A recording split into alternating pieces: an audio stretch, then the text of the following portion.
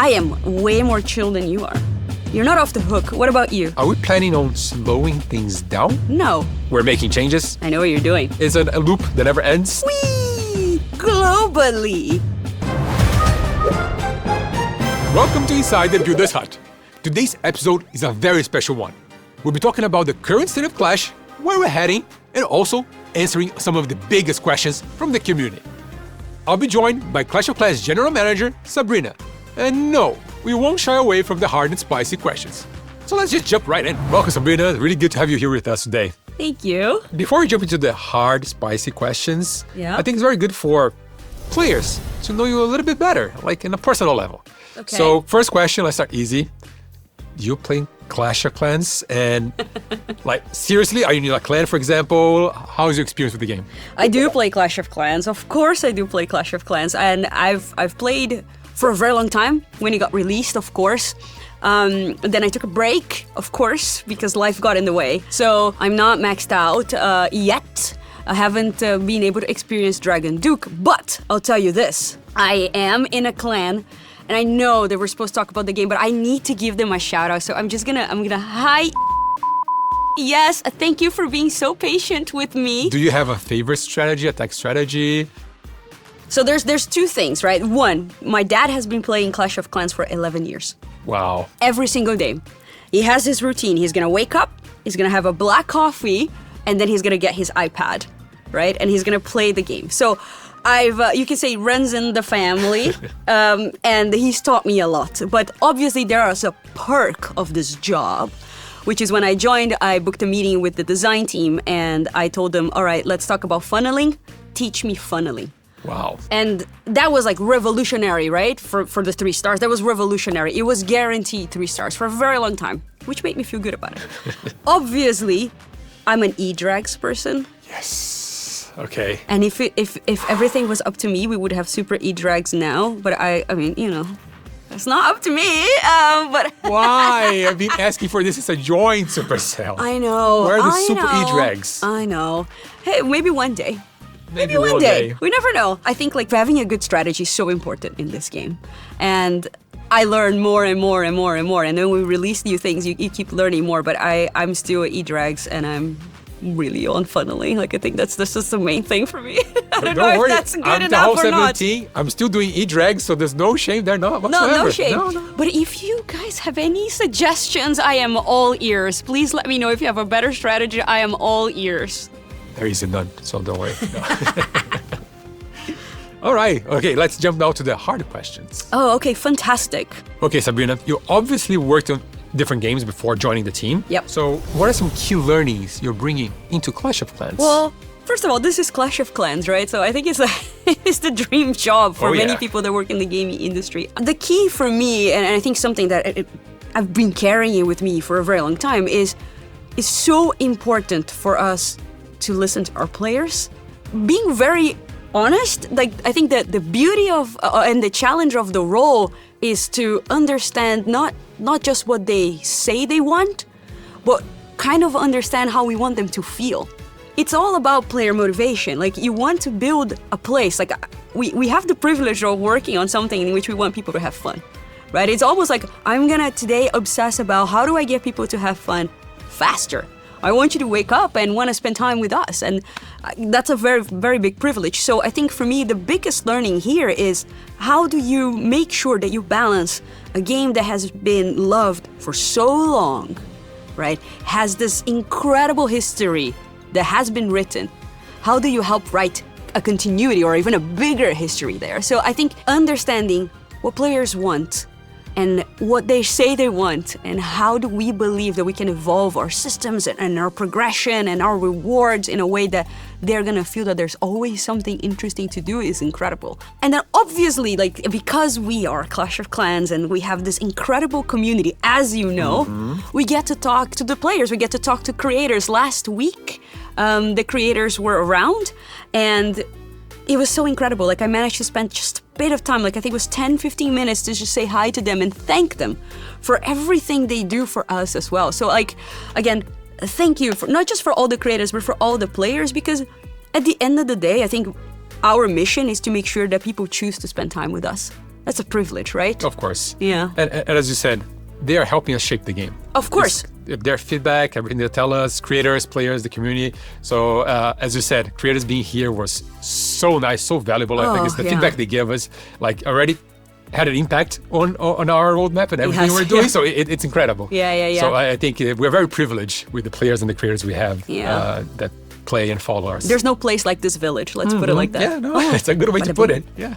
Okay, now you only be in the team for 7 months, which is nothing, by the way. 7 months is nothing. It probably takes you like 6 just to get to know everyone around here. But I think a lot of players are curious, and I think it's something very important for them to know. What exactly a general manager does in Clash of Clans, and how do you influence the team and the decisions the team is making? It's been 7 months, and like honestly, it's been incredible.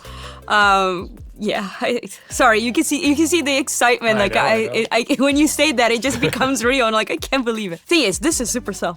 This is a very special place. The teams are really autonomous. So my job is to enable our incredible team to do their best work. So basically, I'm here to provide the conditions and the context that we need to make the best decisions. Then it's up to the team to decide what we're going to do and how we're going to do it. And then all I'm here to is just to support them. And I think that is, first, different from some of the experiences I had before. That is also the reason why I wanted to be here, of course. But it also allows us to really use the power of creativity to transform incredible ideas into things that players feel. Maybe I'm going on a tangent, but it's super important for me that we deal with motivation. We're building a game that we want people to feel proud and excited and sometimes frustrated. We want them to have revenge, and we want that. The team is the expert, not me, right? Like you said, I'm here 7 months. So I'm here to make sure that we make the best decisions possible. We have the player feedback. We can see the data, of course. We also have our gut feelings, of course. My job is, I think, the easiest and the hardest one in the world, which is to enable this group of incredible, talented people to bring moments of joy to everyone, every day. And as you said, I think it's good to just clear some misconceptions, because maybe in different places, a general manager is the one just like telling you, do this, or do that. And here is completely different. It's the team who's like coming up with the ideas and deciding what we're going to do. You're just helping us do those things pretty much. Yeah. So I think that's pretty clear. And again, it's one of the things I love about Supercell as well. It's also about expertise, right? We have people in the game team, in the Clash team, that has been working on this for a very long time. They are experts, right? There's the continuity. They have the contact with the players. We have you and the community team. Like, I'm not going to make a better decision, basically, but I will ensure that you have everything you need. And hopefully, I think it comes across to the team as well. Like, I'll put all my heart into it because it matters. What we do matters, and we want to make sure that this game continues to be the incredible, legendary thing that it is. Absolutely. I'm a privileged person. What can I say? We both are. Yeah, exactly.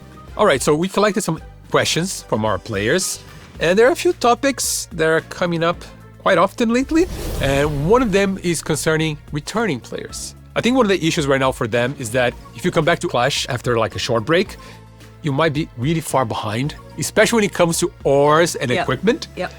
Are we doing anything to solve that issue? Yes, we are. And I can relate because, like I said, I had a break and then I came back and I was like, oh my God, it's so overwhelming. So much. Like I'm so behind. So yes, we're right now working on something that is gonna allow players to return and catch up quicker, which I think it's the key here, right? So what if you had an opportunity to get ores that are not just time limited through medal events? What if you did it by just, your day-to-day actions, like get ores by upgrading your heroes? Or what if you could get ores by just progressing in the game? I'm not gonna go further than this, but what I'm gonna say is we're gonna make sure that you're able to catch up, that your returning journey is easier, so that you don't feel like you're super behind. Okay, that is great news. I think the players will be very happy to hear about this. So we're actively working on something. Yes, we are. We are. Yes, we are. Okay. You're making me say it very officially to everyone, and yes, we are officially. Okay. No, that's all we need to know for now. No need to worry about dates or anything. At least we're working on something. Yeah, it's coming. Ores for all. Ores for all. Another big topic right now is ranked. Yes. And in the recent April update, we've made some changes to ranked. Actually, they were very well received by players, which is amazing. But can you tell us a little bit more about this, as to why we've made those changes? The whole concept of introducing ranked was because we wanted to give players choice and a different way to progress, right? What ended up happening and the feedback we receive and what we've learned is that, well, you're adding a lot of pressure now. We feel like we have to do this, and I felt it too. That is not what we wanted. We want people to come in and we want them to have fun. So let's listen to what the players are saying, our creators are saying, our community are saying. How can we iterate? And that is what you've seen on the April update, is to exactly address that feeling of pressure. We don't want you to do that. We don't want you to feel like that. We want you to have fun. Now, is it done? No. And I think that's important. It doesn't mean that because we release something, that's the final version. It means, okay, now that we've released that, we're going to hear what players have to say. We're going to learn from that. And we're going to make it even better. I know that we're not done. We have to look at regular battles. Yeah. Of course, like how do we progress? How do we make it even better? And we are going to look into it. It's in our radar, loud and clear. And I think that's the beauty of working on Clash and having this community and like this game that's alive, right? We get to release something, we get to iterate, we get to listen to feedback, and make it better. We've done this time and time again, to be honest. It's not the first time, it's not ranked the first time we're doing acting based on feedback. Yeah. I think the Gold Pass is a great example as well. We released it, we got a lot of feedback on it. We're making changes. We made several changes actually ever since we released the feature. And I think that's something we're going to keep doing because, again, we're always learning, listening to our players, applying the feedback, and it's a loop that never ends, and we keep doing it, and it's perfect. It works, right? Yes, it does. We work together on whatever we're building, so yeah. 100%. Agreed. On board. Yes. All right, let's talk about the future now for a while. Okay? For a lot of players, the social interactions they have in the game is what keeps them coming back to Clash. Is there anything we can share that we're working on about improving clan life or social interactions with our players or social features in general? I know what you're doing. That is because social and clans are the thing I am the most passionate about, and I know what you're doing. I know what you're fishing for. So I'm just gonna be very open about it. Okay.